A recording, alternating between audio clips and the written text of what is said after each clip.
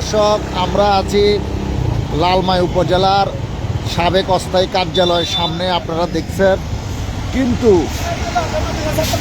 জটিলতার কারণে, দীর্ঘদিনের জটিলতার কারণে এই জাম দেখেন, বাজার থেকে প্রায় 2 কিলো জাম লেগে আছে। মানুষের কষ্ট, জনদুর্ভোগ, কবে টনক লড়বে আমাদের এই কর্তৃপক্ষের?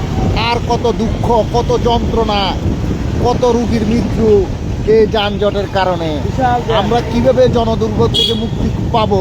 সবাই মিলে একত্রিত হন, একত্রিত হয়ে একটা ডিসিশন নেন। আর কত কষ্ট দেখেন, দীর্ঘ 2.5 ঘন্টা এই যানজট, জনগণের ভোগান্তি, বিভিন্ন মানুষের কষ্ট। এই লাঘব থেকে মুক্তি পাওয়ার জন্য দলমত নির্বিশেষে আমরা সবাই একত্রিত যাতে হই। আমরা লালমাই সংবাদ থেকে দীর্ঘদিন যাবৎ এই প্রতিবাদী কণ্ঠস্বরে বলতেছি, আপনারা সবাই একত্রিত হন। দেখুন মানুষের কষ্ট, মানুষের কষ্ট, মানুষের যন্ত্রণা। দেখেন দর্শক, মানুষ কীভাবে দাঁড়ায় রয়েছে, কত কষ্ট। আপনার পরিচয় না, লাইভ কে করছে? আমি তমাল চন্দ্র বণিক, লাইভ দিচ্ছি লালমাই সংবাদ থেকে। দেখুন দীর্ঘ 2.5 ঘন্টার এই যানজট। কোথায় অনেক রুগী হাসপাতালে যাচ্ছে।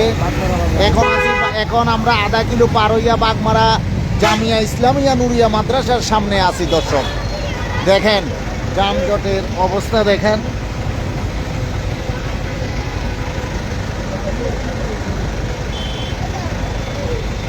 কবে আমরা এই মৃত্যু ফাঁদ থেকে লাঘব পাবো?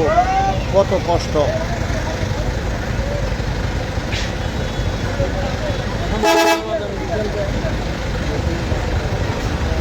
দেখুন বাগমারা বাজারে বিশাল জ্যাম।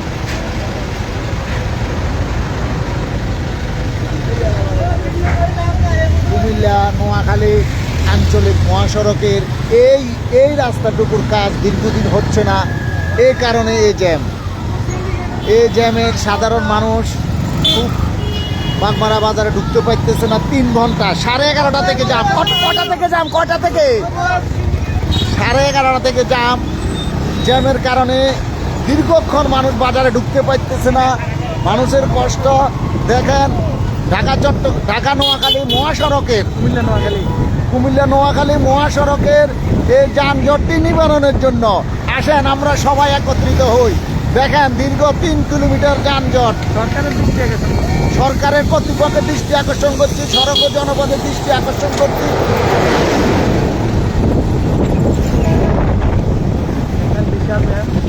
বিশাল জ্যাম। বাগমারা বাজার আমরা ঢুকতেছি, বিশাল জ্যাম। প্রতিদিনই এমন, মানে আজকে না, প্রতিদিন 3 ঘন্টা 4 ঘন্টা জ্যাম প্রতিদিন। এ দুর্দশা কয়দিন? আমরা এই লাঘব থেকে মুক্ত হইতে চাই। আপনারা সবাই সহযোগিতা করুন। দেখুন সেই উপজেলা চত্বর থেকে আরম্ভ হয়েছে এখন পর্যন্ত সে জাম, মহিলা কলেজ পর্যন্ত। দূর দূরান্তের মানুষ কত কষ্ট পাইতেছে, অ্যাম্বুলেন্সের রুগী কষ্ট পাইতেছে। কর্তৃপক্ষের দৃষ্টি আকর্ষণ করছে, আপনাদেরকে একটু দয়া হয় না, একটু সহানুভূতি হয় না?